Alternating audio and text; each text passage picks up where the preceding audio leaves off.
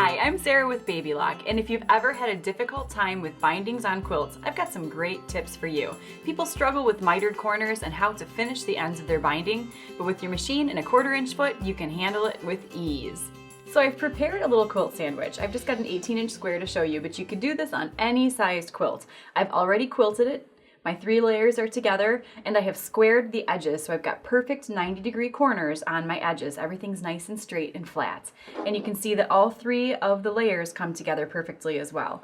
The backing isn't sticking out farther or the batting than the front. Everything's nice and straight. Next, I created a piece of continuous binding. Your binding strips do not have to be cut on the bias. Sometimes when I'm working with a stripe, I like to cut them on the bias because I like how that looks. But when you're binding just a flat square piece like this, you don't have to worry about it being cut on a bias. If you were working with curved edges, you would want it to be. I cut my strips 2 1/4 inches. That's pretty basic for bindings. Sometimes I'll cut them to 2 1/8 if I want a skinnier binding, but 2 1/4 is pretty typical. I cut several different strips, enough that when I piece them together, it will go all the way around my project. And I sewed them together on an angle. I placed the 2 fabrics right sides together at a 90-degree angle and sewed across to get a bias join like this.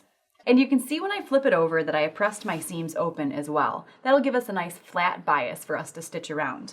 After you've sewn all of your strips together and pressed your seams open, you're going to press that entire piece wrong sides together so that you end up with one long skinny strip, and you can see your right side of your fabric is on the outside edges. Then you're going to take one of your short ends and you'll cut it at a 45-degree angle and then press a 1/4 inch seam allowance under. This will give us a nice finished edge for when we finish the ends of our binding.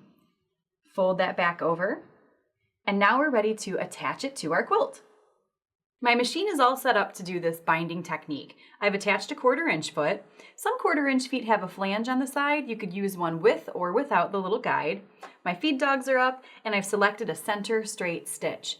I also like to use an extension table on my machine. If you've got one available, it helps you to keep your arms rested, because if you're working on a large project and you're binding it, it kind of wants to fall off the edge of the machine if you've just got your standard accessory tray on. By having this extension table, it gives you a little bit more surface just to hold the quilt up as you attach your binding.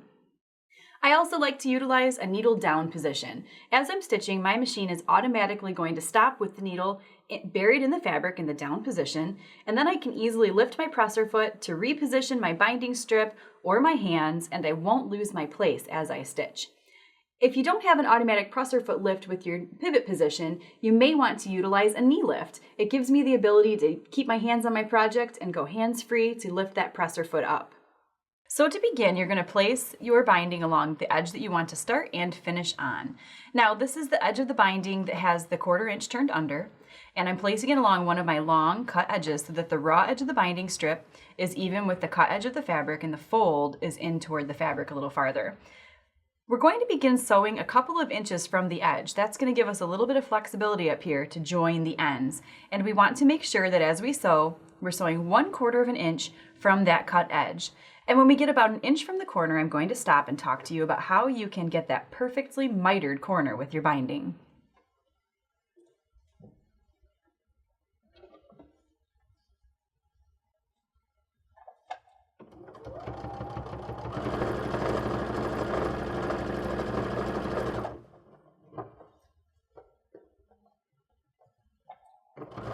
As I'm sewing, I'm aligning the raw edges with this little indented edge of my 1/4 inch foot. This makes it so that I don't have to worry about maintaining that perfect 1/4 inch seam allowance. I don't have to worry about trying to follow lines on the needle plate or on a foot. I can just run the edge of the fabric right along that, and it keeps me with that perfectly consistent 1/4 inch. If you're looking for a scant 1/4 inch, the opening on my foot is actually big enough that I could move my needle position over to the right one if I really wanted to have a scant 1/4 inch.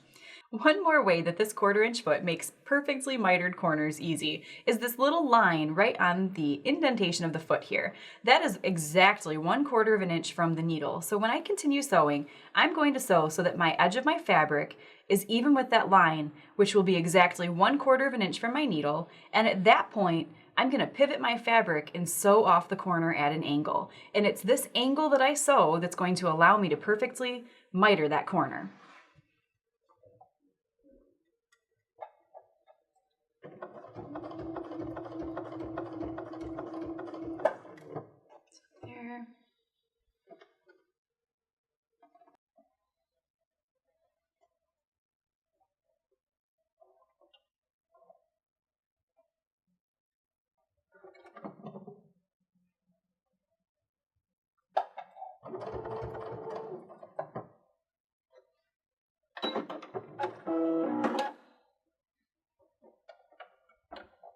So here you can see where I've sewn exactly at 1/4 inch from the edge.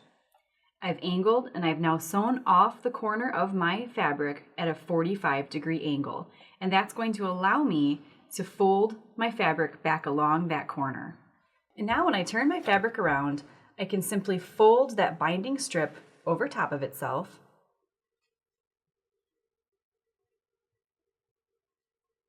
And I'm making sure that I've got the top folded edge flush with the top edge of my fabric.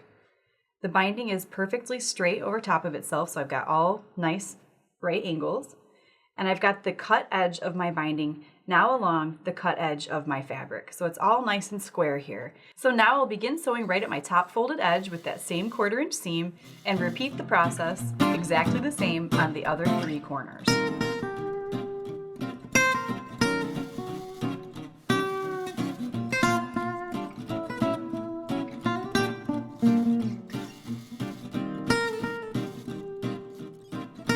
So I've gone around all 4 corners and now I'm just a couple of inches from where I began my binding and it's time to do the join. So what we're going to do is lay everything nice and flat along those cut edges. And I can see here where my overlap area is. And I'm going to trim off my excess binding.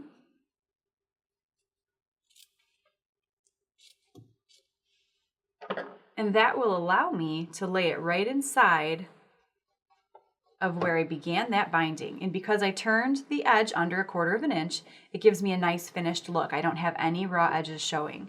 Now, before I begin sewing, I want to make sure I keep all those layers secure. So for that, I use a Wonder Clip. I can clip it together. I'll put another one in up top here. And now I'm ready to continue sewing with that 1/4 inch seam, and I'll lock in my stitches when I get to where I began my binding.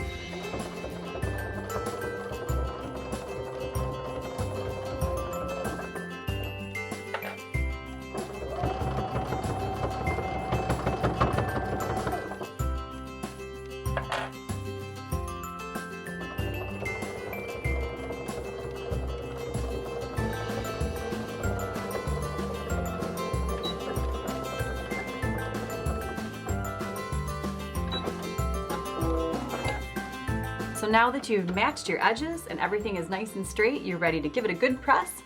Flip that folded edge of your binding over to the other side, press again, and you can top stitch it, you can hand stitch it, or use your favorite decorative stitch.